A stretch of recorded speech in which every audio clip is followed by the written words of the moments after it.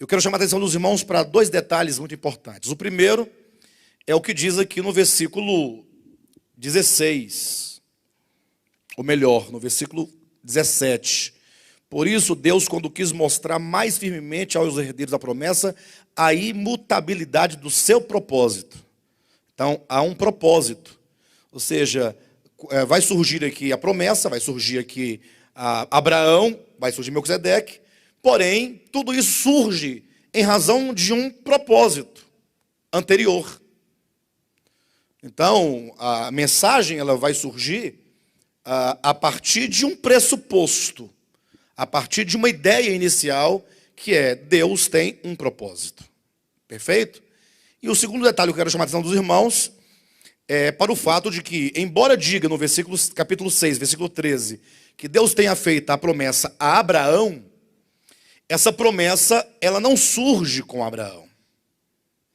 Isso porque, como eu chamei a atenção dos irmãos já há algumas semanas, o livro de Hebreus vai falar dessa promessa desde o capítulo 4.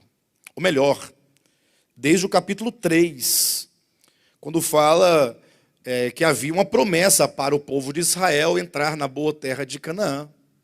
Perfeito? Então, observa como que o escritor aos Hebreus, ele vai falando de uma promessa feita ao povo de Israel, de que eles entrariam na boa terra de Canaã.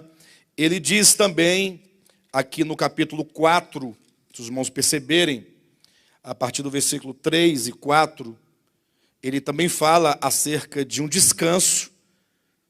Pastor, mas qual a relação? Não estou entendendo. Agora virou descanso, era promessa, agora é descanso. A questão é exatamente essa, que no livro de Hebreus, esses pontos não estão colocados numa ordem. Se nós fôssemos colocar na ordem, seria basicamente assim. Capítulo 4, versículo 3 e 4. Nós, porém, que cremos, entramos no descanso conforme Deus tem dito. 2 pontos. Assim jurei na minha ira, não entrarão no meu descanso, embora certamente as obras estivessem concluídas desde a fundação do mundo. Olha como que o escritor retoma a origem, desde a fundação do mundo. Versículo 4.